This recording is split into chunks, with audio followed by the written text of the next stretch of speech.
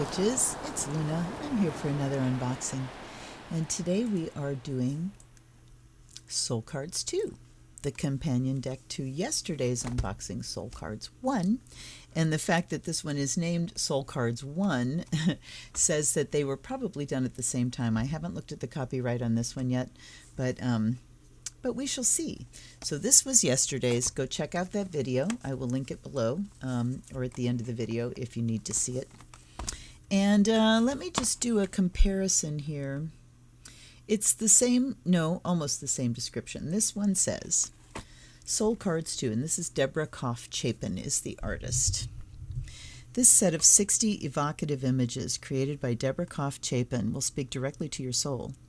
The accompanying guidebook suggests creative ways to deepen your experience of the cards and foster personal insight. Soul Cards 2 is complete unto itself or can be a companion to the best-selling original Soul Cards to enrich the range of imagery. Use the deck alone, with a partner, or in a group. And we have more quotes from new and different people.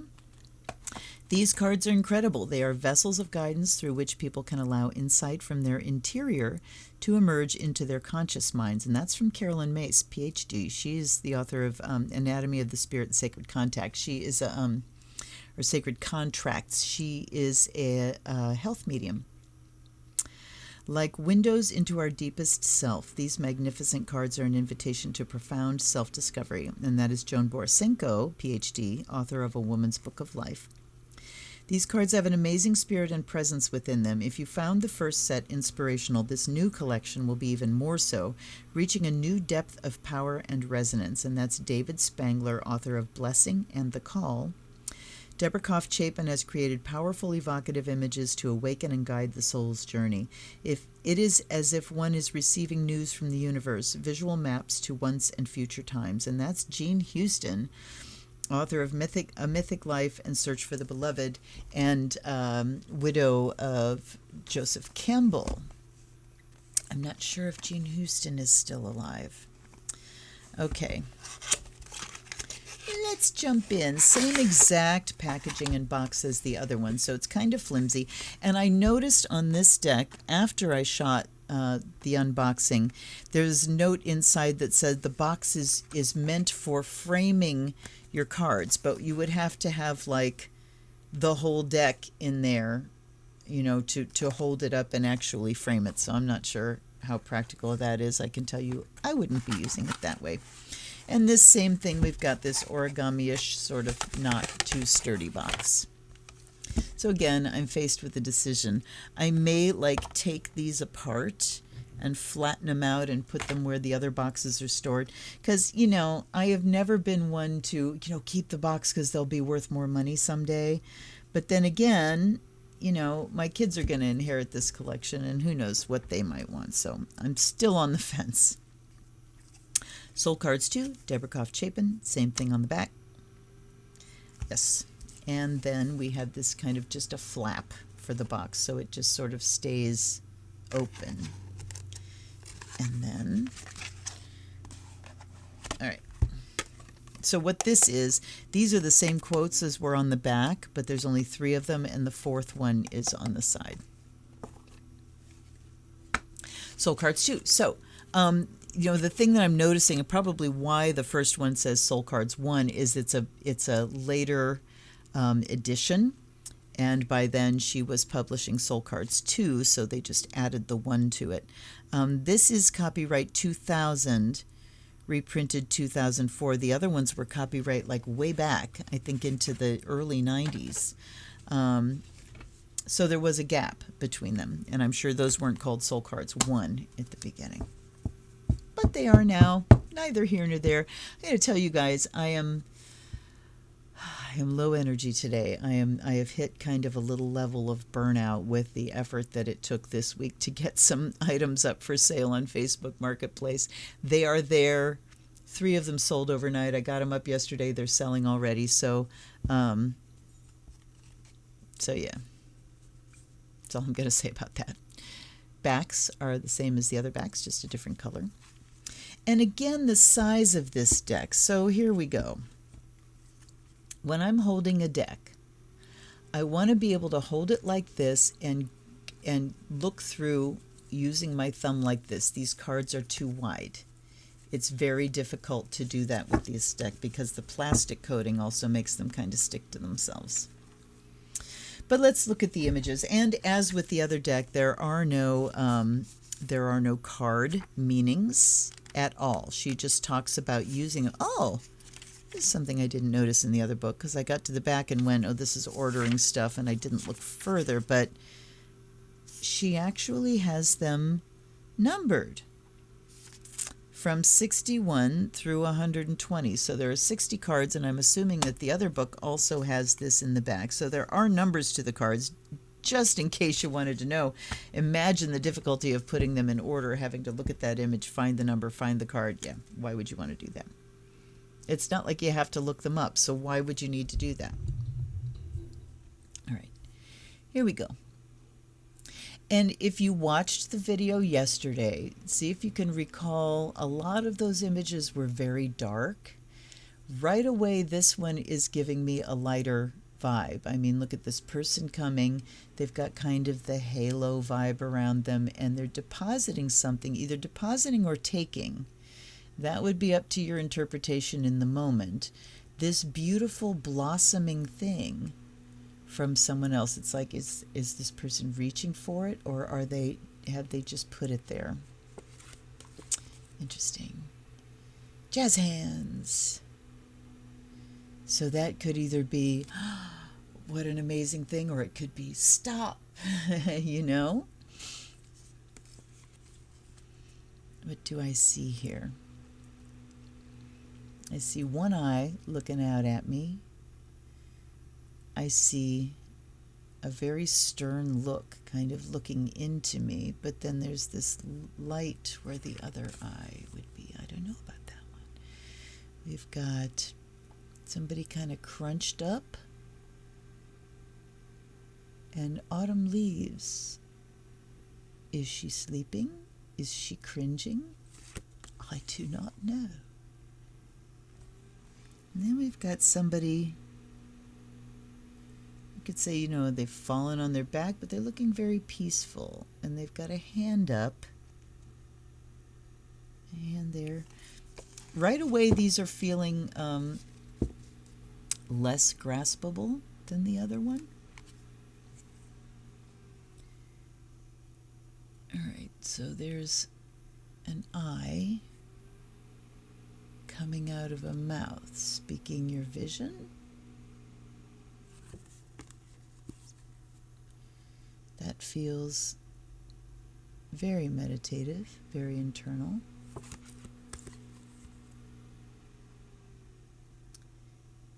Grandmother Moon, shining her light. And you've got this person walking along with this flower kind of on her head, but she's sort of reaching up or carrying it, and it's radiating. Something, an idea blossoming. The posture is what's interesting. You know, what's this about? And again, I am feeling so much duller today than I was yesterday, so I apologize.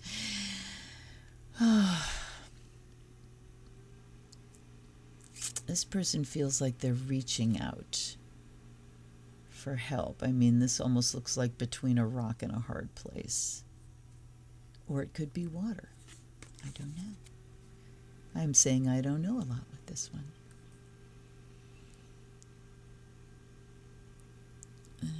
Kind of internal on this side, self-protective. This one's sort of rising up and radiant.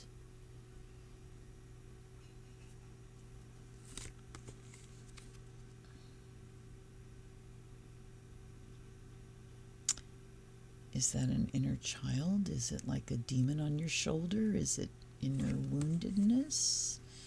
There's a big pregnant gestation kind of card.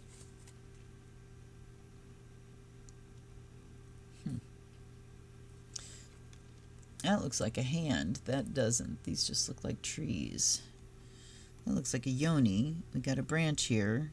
We're looking this way. There's a dove. I mean, these images really are not gelling for me the way the other deck went. Okay, I see people reflecting. Let me go with the I see. I see things growing. I see a staff that can be helpful with helping me. Okay, so if I just say I see, here's where, all right, just caught myself getting lost in my representative left brain and what the symbols mean. If I just go to here's what I see, that steps around that block. So we'll go that way the rest of the way. Sure worked yesterday.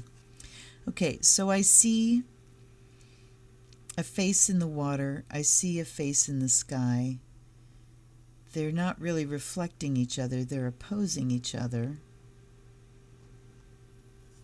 A meeting between the mind and the emotions.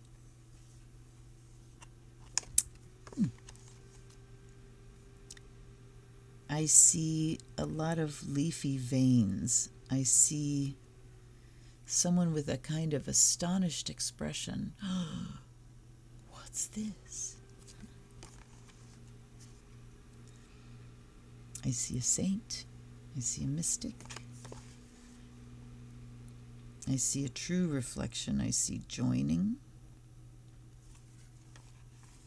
empathy, connection. I see Kundalini rising. I see a serpent. Look at his face, though. He's like, yeah, what the hell, buddy? What? He doesn't look afraid. This one, however, looks like really shocked, and there's this rainbow. Oh my God, look what I just made. Wow. All right, looking up joyfully. There's a joyful face in the sky. I see shadows and light. I see my light side, my dark side. So it's not like they're holding somebody's face. I mean, that looks disembodied to me, like there's just a head.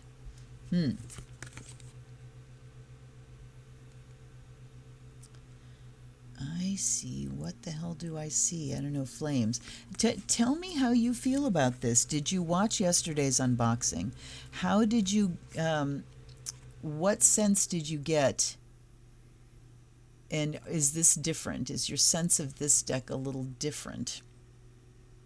Again, it could just be my mental fry. My mind is opening. I'm looking upward and outward, increasing it perspective. Fire in the belly.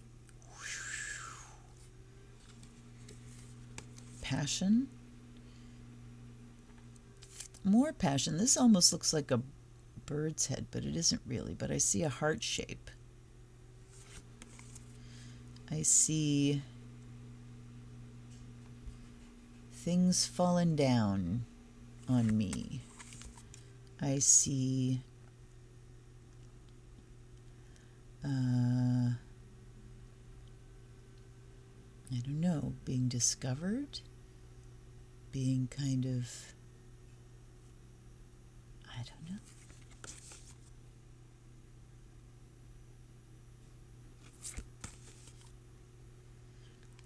And there's a heart. There's two people joining. That looks like a very passionate, dynamic kind of thing.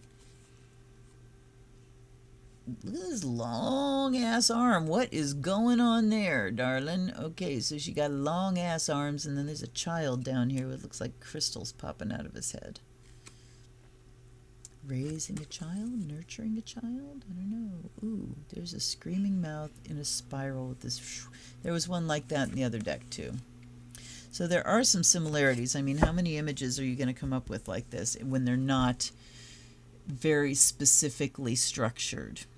You know, if it were structured into like categories or groups or things, but they are so very nebulous, and they do really speak to the dream mind. So this is this person's head going off. This looks like they're pulling something open.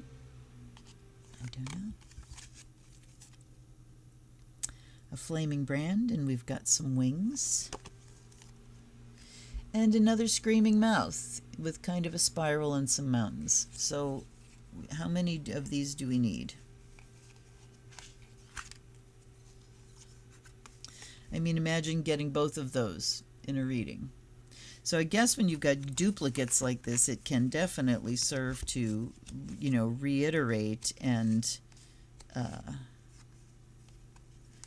God, I don't know where I started with these. Okay, I recognize that. I recognize that. I recognize that. It's like, well, how do I know when I get to the end? Oh, I think it was that was where we started. Not many to go.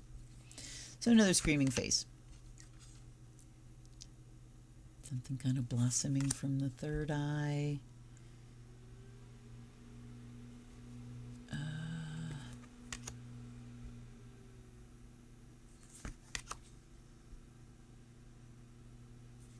Wow, that's kind of wacky. I see an animal with a human face. I see music. And another big screaming mouth.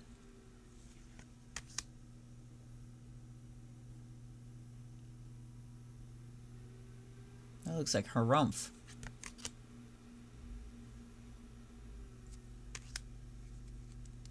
So these are all very energetic. They're very descriptive of energies moving one way or another.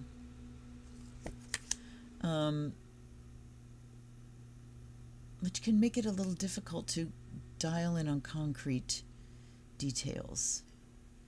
There's a head, there's a head, there's a head. And this is kind of, I was thinking, okay, is this several identities that we have? Lower self, higher self? I don't know. And then we've got this outline of a person with several faces. So again, I think it's several identities. I see a woman beneath a tree reaching out. There's another image of a woman. I see lots of hands reaching up. I see... Wow, there's some stumpers in this one. Skeleton, and we've got this kind of... These are not speaking to me the way the other ones were. Okay, there's something different. So joining together, joining your energies, healing the earth, doing magic and stuff like that. And there's someone carrying a bowl. So, hold on 1 second.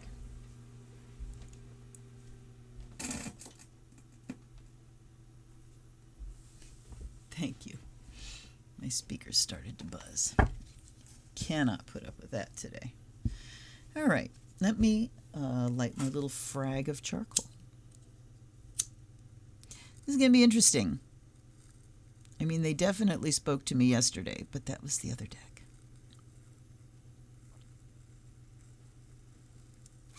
And she talks about, using them as companions. You could even shuffle them all together. I think I did that once upon a time. I just shuffled them all together and said, let's take a look at this.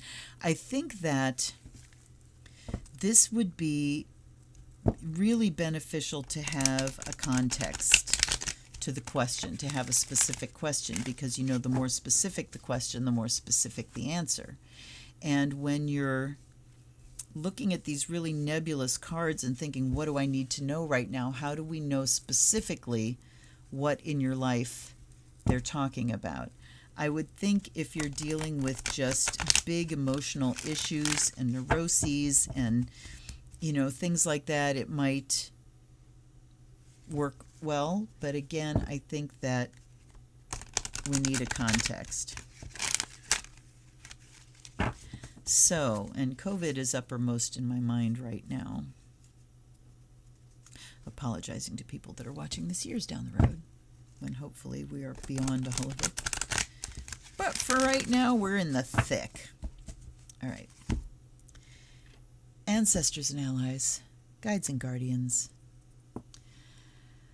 come be present to me now. Open my mind. Get me past my preconceptions so that messages can come through this wonderful oracle. I offer you the fire of Azrael. and the fresh and the salt water. So let's look at moving forward in this pre-holiday 2020 time when I'm shooting this. And even beyond COVID, let's look at when we're facing illness and limitation, when we're facing circumstances beyond our control. And we're digging in and going, I want to have it my way. And here they come. Okay, here they come. How do we move beyond this mindset so that we can thrive? All right, so when faced with things beyond our control,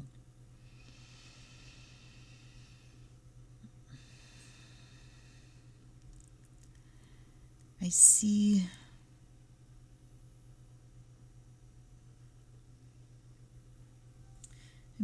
a lot of screaming and yelling here.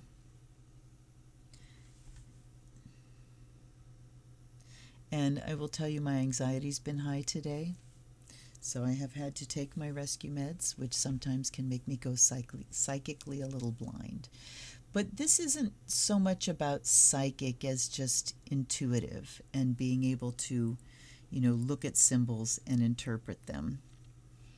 This one, I don't know what this one's saying. We've got like flames here and flames here. I see someone with their head on fire. I see a flame coming out of the right hand. I want to take action. Is that like a snake? Yes, it's a dragon.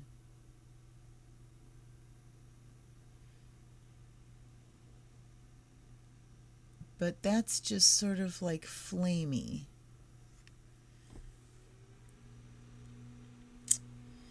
I don't know, is this like forcing your will?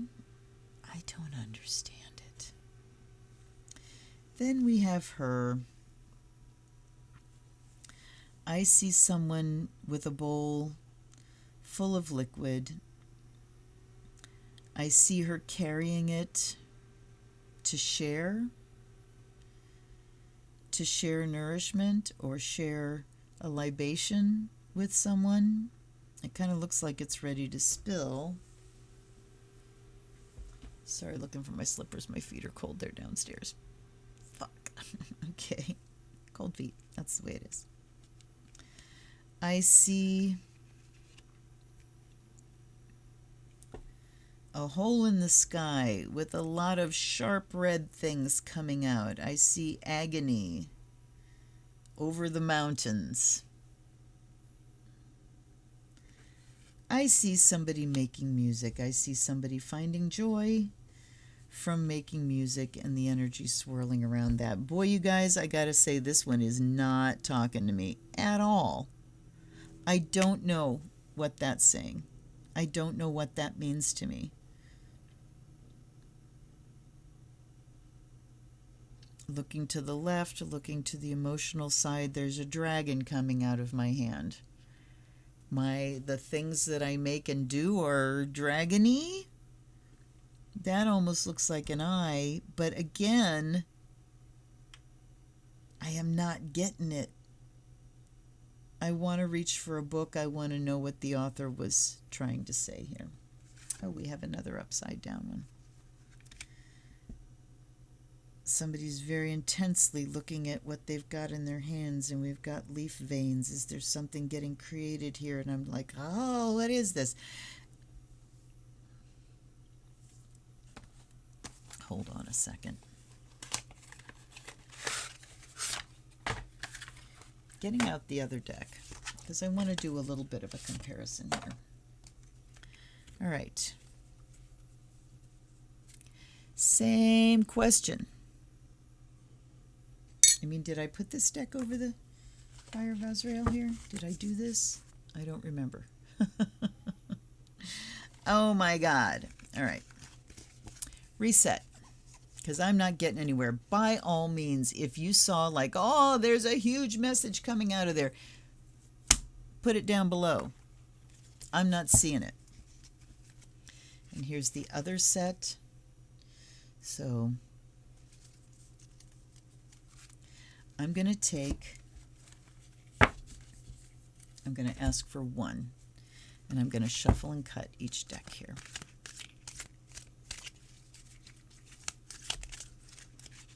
All right, this wanted to lift off, so we're going to go with that one. And again, asking how we go beyond thriving to surviving. And what the fuck does that card mean, you guys? And we got the same things that just flew off the top of the deck here.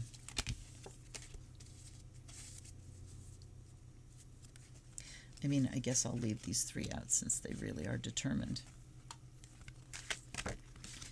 And then we'll go to that one. All right, well, they're giving me one that I got something out of, so that's nice. So this one is talking about being in a dark place, but looking at an opening where the light is coming through, a portal where I can maybe go through. So looking at where, you know, there's like a peephole into the light from the dark. How can I glimpse something brighter and head in that direction? The hands are back like this. Are we ready to jump? Are we trying to hold on? Are we like against a wall? And then here, again, I was seeing the staff to lean on. I'm seeing trees that look almost like a hand and a dove. Nature bringing peace, being out in the trees, connecting with the strength of a growing thing, thinking about a staff, what can you lean on? And then there's sort of a yoni-ish thing going on here.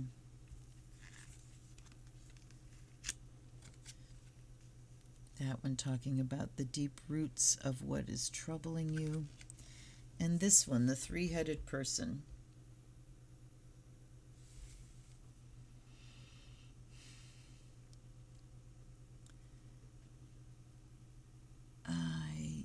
I guess it's the facets of a personality. This self, my higher self, my higher self. Okay, I'm not going to wrestle with this anymore. This set is just not talking to me the way this is. And truthfully, when you think about making a set of cards like this and these kind of images, how many really can you do? I guess an infinite number. All right, let's read about her. Let's read about the author. I don't think I did this yesterday. Deborah received her BFA from Cooper Union in 1974. On her last day in school, she discovered touch drawing in revelatory play. Deborah has been developing and teaching the process ever since. Her artwork has appeared in numerous magazines and books. She is the creator of the best-selling soul cards and author of Drawing Out Your Soul, the Touch Drawing Handbook. Deborah has presented at numerous national conferences and is the founder of the Center of Touch Drawing. She lives on an island in Puget Sound with her husband and daughter. What is touch drawing? Do we say anything here about what touch drawing is? Let's take a look. Touch drawing, this is under supplemental resources, so and after acknowledgement, so not even in the main body of the book. Touch drawing is a simple yet profound process in which fingers take the place of pen or brush. Paper is placed over a freshly painted surface, and wherever it is touched, an imprint is made on the back side. Impulses from the subconscious can take form effortlessly on the paper. Each drawing is a stepping stone to the next, leading one deeper into the self.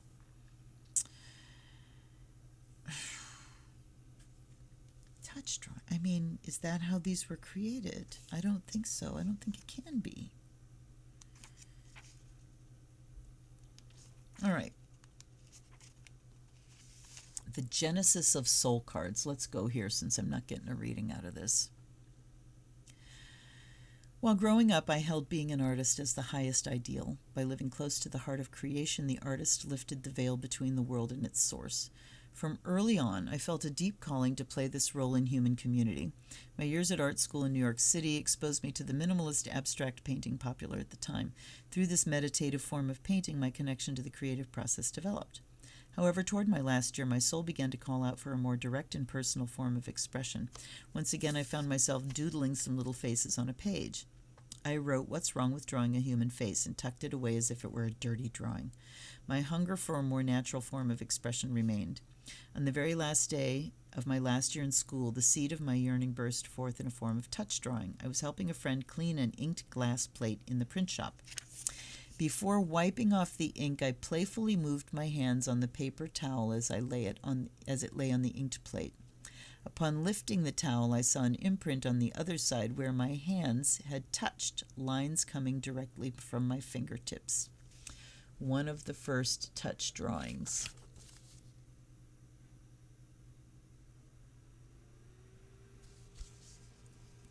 I laughed hysterically at this discovery. In a state of revelation, image after image poured out of my hands onto successive paper towels. They began as flowing lines, but within minutes I was drawing faces. Simple and natural, they were a direct expression of my being, imprints of my ever-changing self on the page. Although this experience appeared to be one of childlike play, underneath I sensed something profoundly powerful. It was as if I was receiving a gift from outside of time, from some invisible and knowing presence. I had a sense that touch drawing was being given for more than myself. It was a gift for humanity. From that time on, touch drawing became my personal lifeline. During difficult times, I would turn to the drawing board to release emotions. By accepting my feelings and pouring them onto the page through my hands, I was liberated to go deeper into myself. At the end of a session, I had a series of images recording the inner movements of my psyche, but most importantly, I would feel clear and whole. The primal expression of those early years taught me the art of listening. My attunement to what was happening within was very personal and therapeutic. As the process led me deeper, I began to tap into a more transpersonal consciousness. Now when I sit to draw, I sense a subtle, overlighting presence. As I bring my attention to the page, my hands trace the beginnings of a sensed image. In deep focus and trust, I abandon myself to the process and watch as a wholeness emerges onto the page. The original soul cards were selected from thousands that had been created in the previous decade. Each image was done in pure attunement to the moment with no purpose in mind other than a deep desire to give form to the universal human soul. In selecting these images, I tried to choose a group that reflected a full spectrum of feeling. Once published, the deck has taken on a life of its own. It is felt as if the greater force is using it as a vehicle. I've been amazed to hear stories of how appropriate a randomly selected card has been for someone, or how a particular card keeps being selected until its messages come through. Hello. Did I lose those other two? Yes, I put them in, or the other three. Okay, there was one. Okay, these were the other four that came through. So let's not write it off too soon. Let's chalk it up to user error and keep going here. Hey, where was I? People have been incredibly creative in the way they use the cards, from writing groups to feng shui, but most significant is how deeply the images speak to people's hearts. 5 years after publishing this original deck, I felt a ripening. It was time to harvest the next crop of images and offer them to the world once again. As in the original deck, the images in Soul Cards 2 are an outgrowth of a deep attunement to the moment. They reflect universal qualities in our evolving consciousness. I trust that you will enliven these images with your insight and creativity and discover your own ways to bring them to life. It's a blessing and a joy to offer these images to you. Okay. So one thing I want to say is I really wish she had written a little bit of guidance on some of these. I mean, I love that it's wide open, but part of me thinks it's a little too wide open. And I don't know.